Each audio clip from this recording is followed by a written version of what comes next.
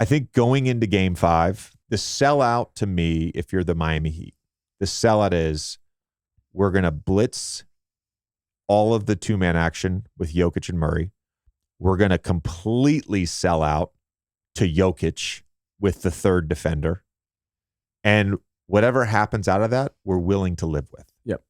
That I don't know if that's the right answer, but I kind of think that's the only answer at this point. That's the only answer at this point. You've got it. Like if Michael Porter Jr.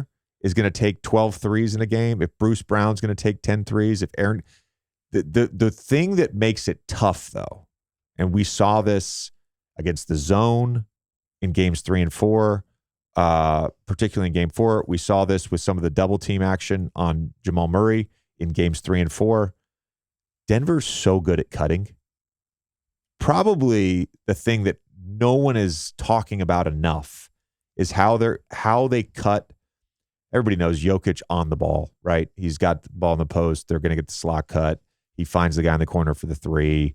If you do double Murray, Jokic catches in the corner. They're 2-on-1 on the backside. They're going to get the corner cut. But they cut out of everything. And so that's what concerns me is you're going to sell out to those guys. And I think you have to at this point. To me, what you're willing to live with is the other guys shooting high volume amount of threes. It's still protect the paint. Yeah. It's scary though, because those guys are due. I mean, they're due. They're more than due. They were probably Michael Porter Jr. is more than they were due. probably due. One other assist stat that I saw yesterday.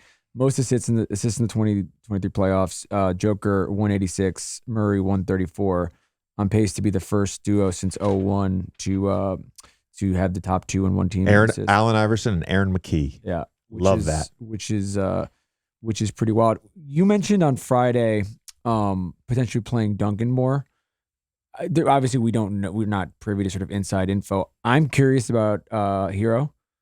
I think there was a world where he was going to come back in the series, and I think at this point, it's like if he can play and it's not going to make anything worse, it's kind of like why not try it?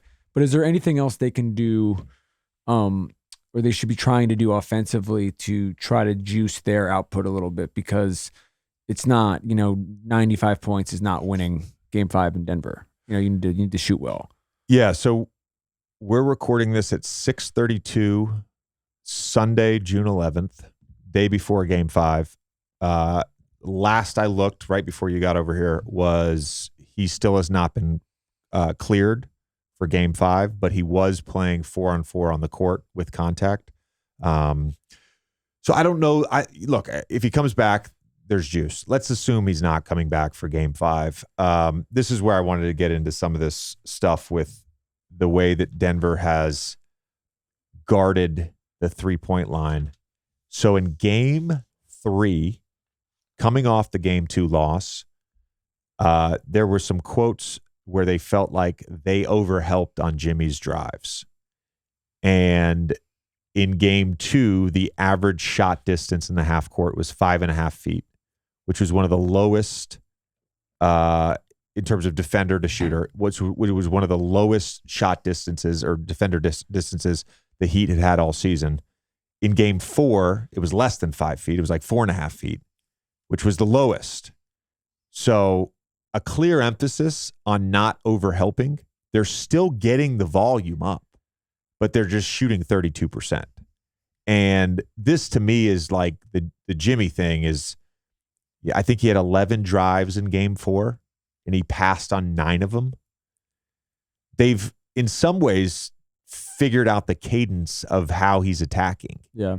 And I don't actually, and I said this on Friday night, I don't think it's in Jimmy's DNA to be like, I'm going to shoot 25 or 30 times and try to go get 40. And I know he's done it. I don't think that's in his DNA. I played with him. Yeah. The guy likes to play make as much as he likes to score. He likes to give his teammates confidence. He likes to see them succeed in the same way that Jokic likes to see his teammates succeed. I know that. I played with Jimmy. So I don't know that that's the solution, though, if they're going to sell out on defending the three-point line and not overhelping on his drives. To me, it's the aggressiveness, the non-probing, just attack, get to the free throw line, to create paint points for yourself, that's got to be the sort of driving force for Miami to have a chance in Game 5. Yeah, you mentioned Friday. Strus. They need more from Strus, and Vincent has been great all playoffs, but he wasn't great. He wasn't great on Friday, so I haven't seen any more from him. He just need more from the backcourt overall. It kind of seems like with the Heat, it's as simple as I don't have the exact number. I know they shot 49% in Game 2 from 3 when they won, but it's like if they're not in the 44-45% range on a high volume from 3, it doesn't feel like they're going to be able to score enough points. Yeah, you're 100% right, and this is we go back to what it seems like they've emphasized, which is just the closeness with which they're guarding the 3, the non-overhelping, contesting on 3s. So Game 2, they shot 49%, as you said. The other 3 games, they've shot 32% from the arc.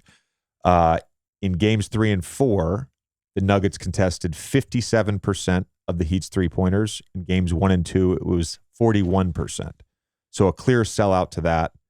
I think Gabe Vincent has been instrumental in this run, as instrumental as Bam, as Jimmy.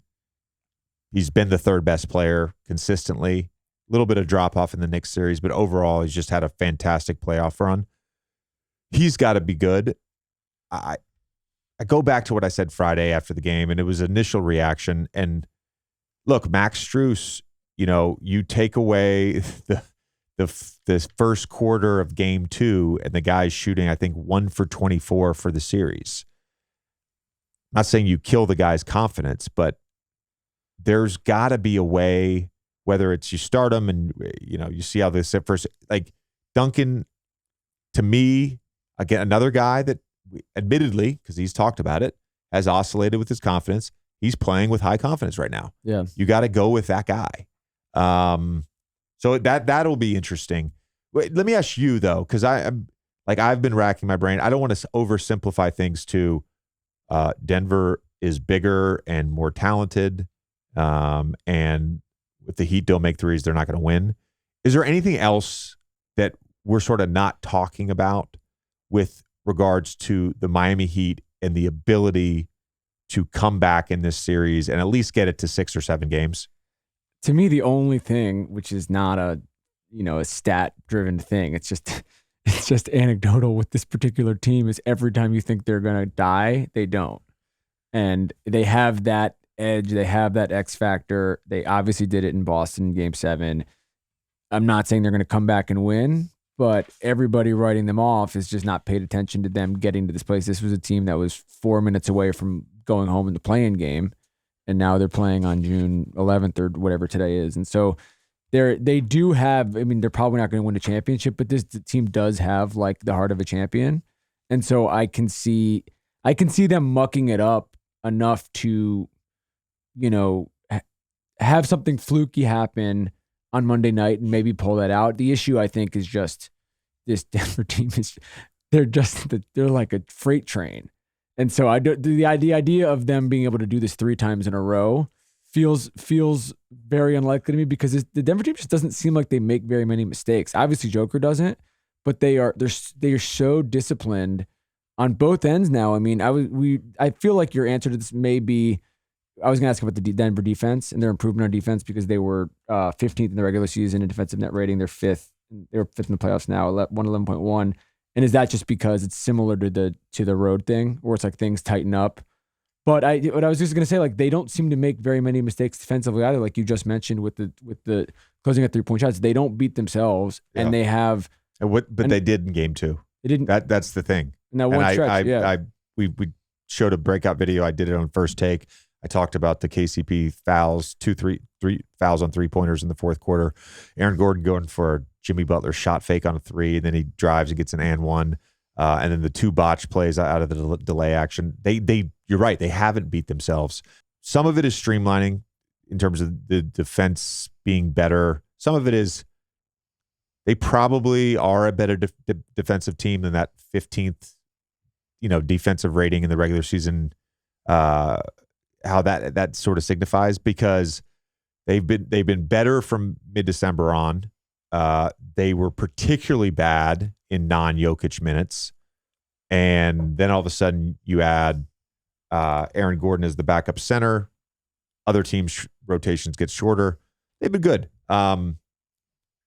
Speaking of defense, Jokic, one thing I didn't talk about the other night was how good he was defensively. Another phenomenal game. So in game 3, Miami shot 3 for 19 against him. In game 4, they were 6 for 18 against him, and he had 7 deflections. Again, it's like some people say, like, I like my MVP candidates to play both ends. Some people do say that. Some people have said that. Yep.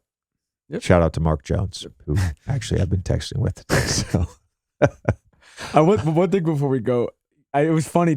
You saw the, I think you might have tweeted about it, the Joker's post game thing after game 4, where one of the people in the press conference asked him what he thought about some random stat with like LeBron, and he was literally like, I don't know what the fuck. So I will say, like, he clearly doesn't care about any of these things, but right now, highest career player efficiency rating in the last 70 years, a minimum 50 games in the playoffs. LeBron 27.9, MJ 28.6, Jokic 29.1. So we are in the midst of watching a extremely historic run. Yeah, well, he's an elite stat patter. Yes. That's what it comes down to. He's just an elite stat patter. It's an extremely historic run, and I think everybody should just sit back and enjoy it. That's about it. I felt like going into this series, I really believe this. Going into this series, I was like, man, this is a win-win for how I view basketball, because love Jokic and love how he plays the game and love how he deflects attention and deflects credit and gets as much enjoyment from his teammates scoring as he gets from scoring himself. I love how Denver has built the team. I love how Miami has built the team. I love the Heat ethos. It's why going into this series, I wasn't one of those people who's like, oh, this is going to be boring because, we don't have the drama and the narrative storylines. One of the same stars who've been in the last 15. I'm just like looking at this and I'm like, this is basketball. It's pure basketball. And one of the things I believe about basketball is like, there are deficiencies. And one of the interesting things about being a coach is you try to minimize the impact of your player and team deficiencies in order to get a win. And I think both these coaches throughout these playoffs have done that to the nth degree.